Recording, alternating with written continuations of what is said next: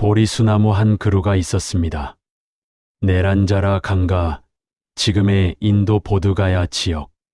시다르타는 그 나무 아래 앉았습니다. 그리고 스스로에게 약속했습니다. 깨닫기 전에는 일어나지 않겠다. 그것이 얼마나 긴 밤이었을지 우리는 가늠하기 어렵습니다. 경전은 그 밤을 이렇게 전합니다. 온갖 유혹이 찾아왔다고, 두려움이 찾아왔다고, 포기하고 싶은 마음이 파도처럼 밀려왔다고. 하지만 시다르타는 도망치지 않았습니다. 그 모든 것을 그저 바라보았습니다. 여기서 제가 드리고 싶은 말이 있습니다.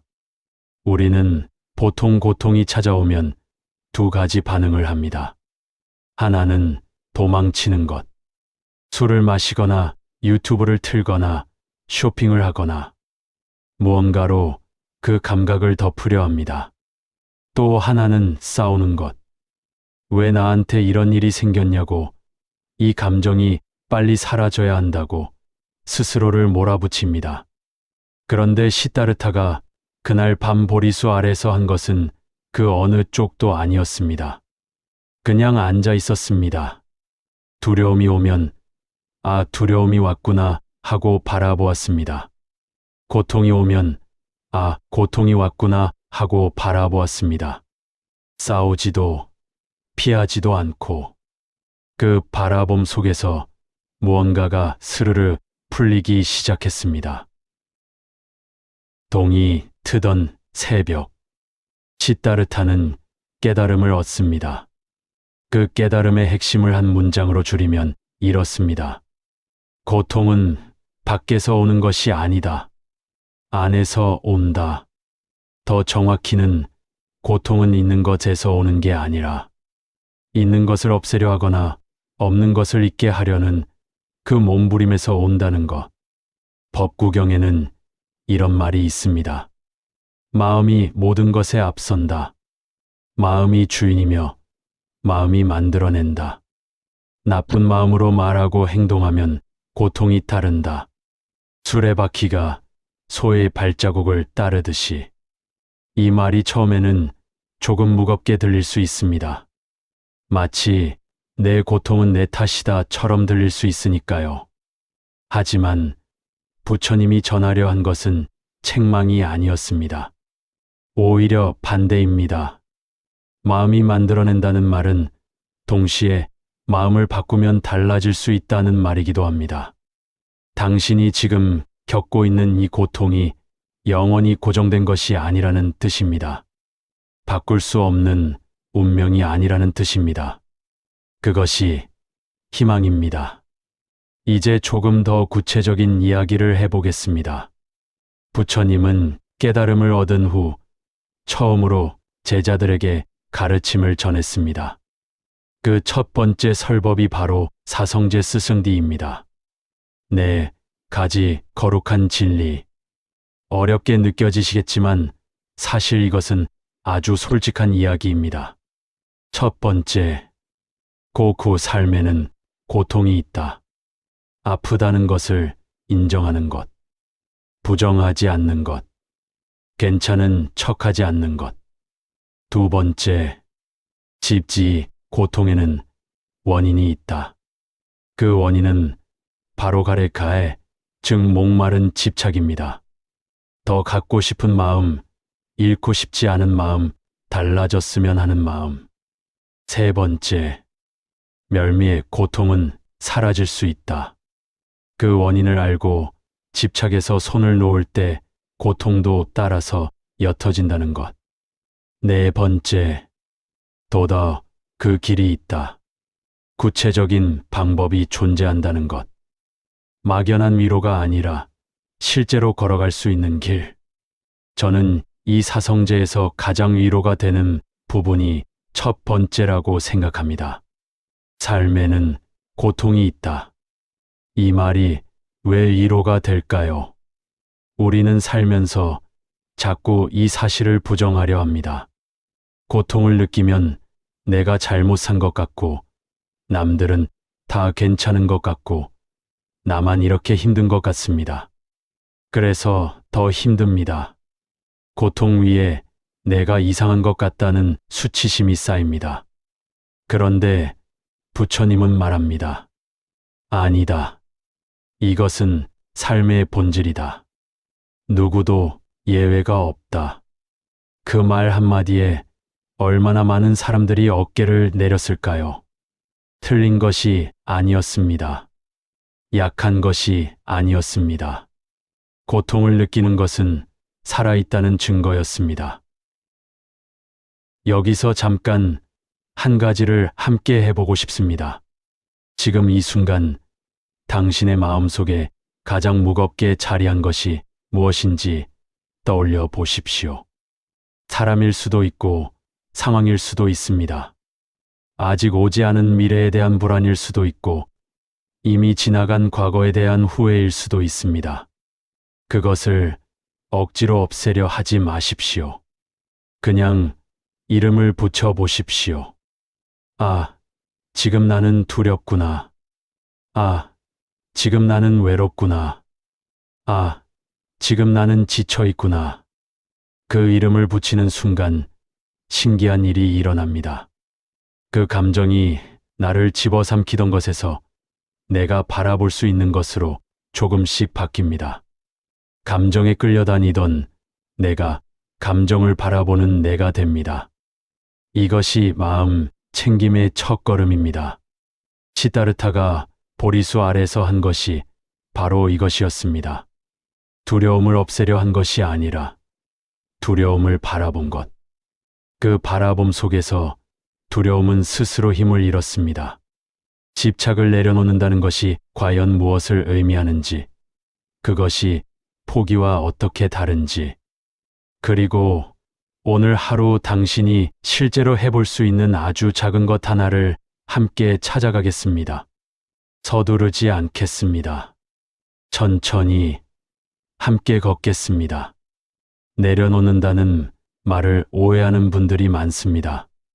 포기하는 것이라고 생각합니다. 아무것도 바라지 않는 것이라고 생각합니다. 무기력하게 세상에 져버리는 것이라고 생각합니다.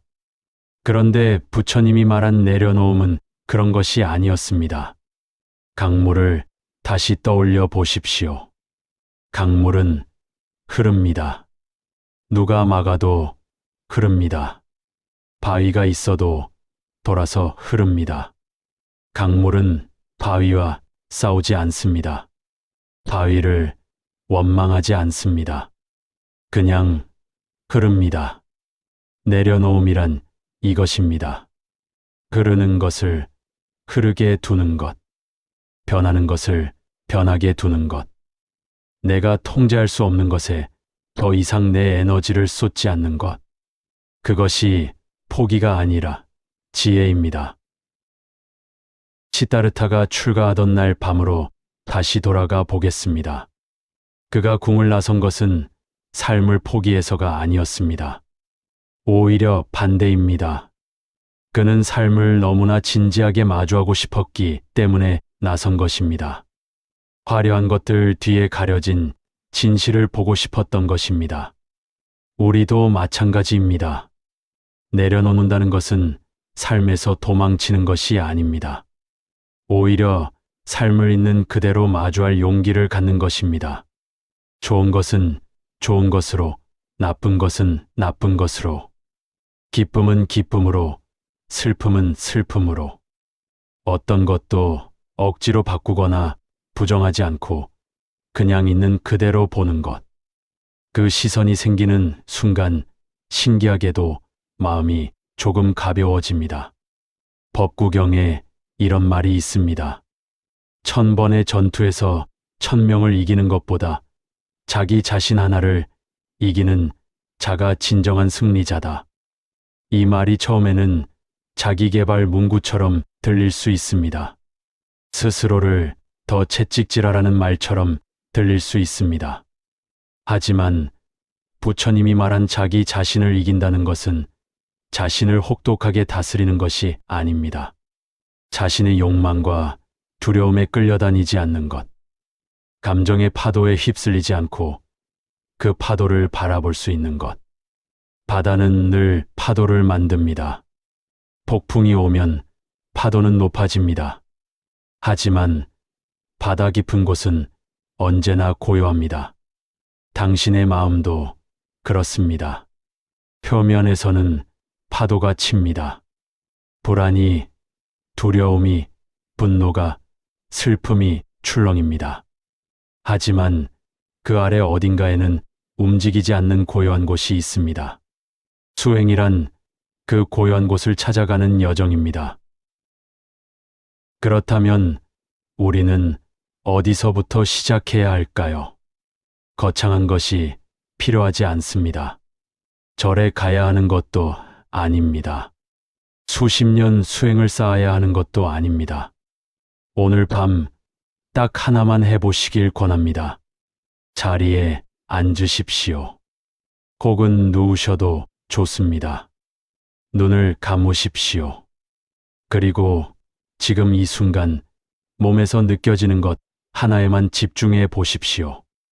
발바닥이 바닥에 닿는 감각, 등이 의자에 기대는 감각, 손이 무릎 위에 얹혀 있는 감각. 그 감각을 느끼면서 숨을 들이마십시오. 천천히 코끝으로 공기가 들어오는 것을 느끼십시오. 배가 살짝 부풀어 오르는 것을 느끼십시오. 그리고 천천히 내뱉으십시오. 이것이 전부입니다. 이 짧은 순간 당신의 마음은 과거에도 미래에도 있지 않습니다. 오직 지금 이 숨 안에 있습니다. 이것이 부처님이 말한 현재에 머무는 것입니다. 딱 3번만 해보십시오. 그것으로 충분합니다. 어떤 분은 이렇게 물으실 수 있습니다. 고작 숨 3번으로 뭐가 달라지냐고. 당장 눈앞의 문제가 해결되지는 않습니다. 맞습니다. 직장이 갑자기 좋아지거나 관계가 갑자기 회복되거나 통장 잔고가 갑자기 늘어나지는 않습니다. 하지만 달라지는 것이 있습니다. 그 모든 것을 바라보는 나가 달라집니다. 문제에 짓눌려 있던 내가 문제를 바라볼 수 있는 내가 됩니다. 감정에 끌려다니던 내가 감정과 함께 있을 수 있는 내가 됩니다. 그 차이가 생각보다 큽니다. 파도를 없앨 수는 없습니다. 하지만 파도 위에서 중심을 잡는 법을 배울 수는 있습니다. 부처님은 깨달음을 얻은 후 45년을 더 살았습니다. 그 45년 동안 그는 쉬지 않았습니다. 걷고, 앉고, 말하고 사람들을 만났습니다. 부유한 자도 만났고, 가난한 자도 만났습니다. 왕도 만났고, 천민도 만났습니다. 건강한 자도 만났고, 병든 자도 만났습니다. 그리고 모든 이에게 같은 말을 했습니다. 당신은 지금 이대로도 괜찮습니다. 다만 그것을 아직 모를 뿐입니다. 오늘 이 영상을 끝까지 보고 계신 당신에게도 같은 말을 전하고 싶습니다. 당신이 지금 느끼는 그 불안, 그 허무, 그 두려움, 그것은 당신이 잘못 살고 있다는 신호가 아닙니다. 당신이 약하다는 증거가 아닙니다. 그것은 당신이 삶을 진지하게 살고 있다는 뜻입니다. 무언가를 소중히 여기고 있다는 뜻입니다. 그리고 그 소중함을 잃을까봐 두렵다는 뜻입니다. 그 마음이 사실은 아름다운 것입니다. 다만 그 소중한 것들이 언젠가 변할 수 있다는 것을, 그리고 그것이 자연스러운 것이라는 것을 조금씩 받아들여 가면 됩니다. 서두르지 않아도 됩니다. 한 번에 다 내려놓지 않아도 됩니다. 오늘 숨 3번, 내일 또 숨 3번. 그렇게 하루하루 조금씩. 이제 무거운 짐을 잠깐 내려놓아도 좋습니다. 내일 또 들어야 한다면 그때 다시 들면 됩니다. 하지만 지금 이 순간만큼은 그 짐을 옆에 두고 쉬어도 됩니다. 당신은 충분히 오래 혼자 버텨왔습니다. 그것만으로도 이미 충분히 잘 해왔습니다.